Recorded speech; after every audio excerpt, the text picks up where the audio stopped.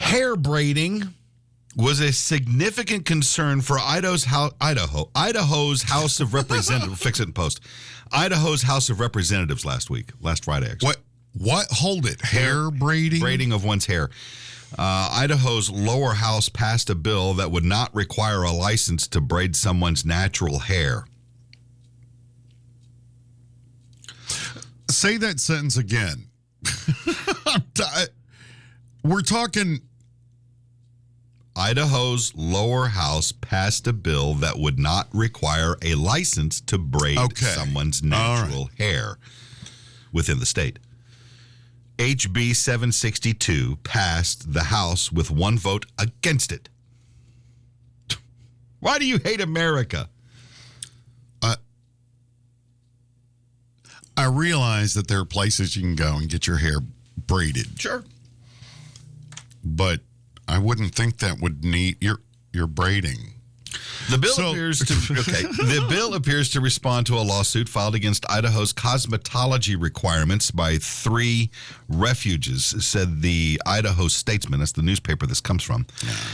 A cosmetology license requires over 1,600 hours of training.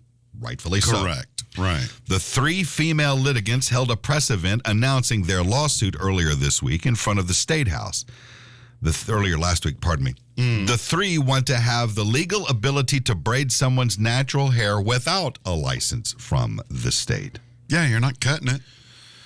The issue at stake here is money. According to the report, hair braiding can be a lucrative profession and is not taught extensively in Idaho. One of the attorneys commented on why he was taking the case along with its importance. Quote, instead of getting their businesses off the ground, hair braiders in Idaho are tangled in senseless regulation, if you'll pardon the expression. Dan Albin is the Institute for Justice senior attorney who said, quote, Idaho should not be putting entrepreneurs out of business with unnecessary licensing laws. I agree. Unlike property tax reform or the repealing of the state grocery tax, hair braiding legislation is on the fast track to becoming Idaho law. And if passed through the committee, the bill will now go to the Senate for a committee vote and then on to the full Senate, then ultimately to the governor's desk, who would then sign it into law.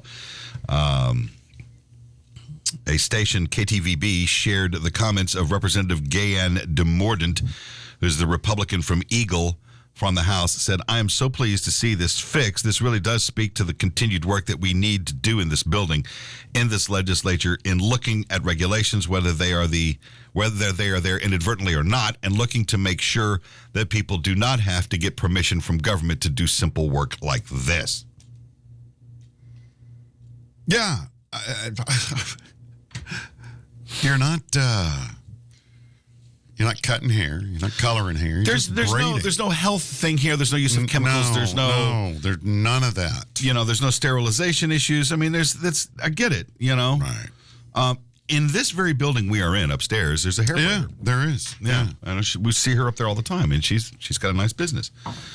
But it wasn't like the law was not targeting like mom and dad braiding their kids' hair before school. That wasn't it was the point about licensing, right, and creating a business that you had somebody who was good at braiding hair, right.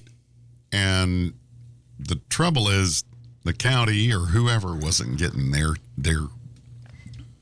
fair share for and that's now, bullshit. And now the legislature's like, this is stupid. Yeah. It is stupid. There's always going to be hairdressers and barbers and stylists and stuff that have to have those licenses, and that's plenty.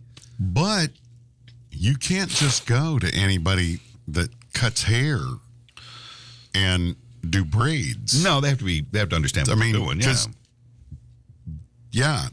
different from doing a haircut. Yeah, it is different. It's a bit of an art to it, I'm sure. Yeah. It seems that way. Yeah. The only thing I've ever braided was dough to make, rolls. Yeah. A braided long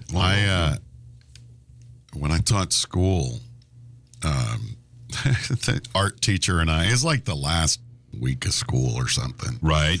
And where you got a lot of downtime, so the art teacher brought her class over, and she and I are sitting there while the kids are doing some activity. Sure.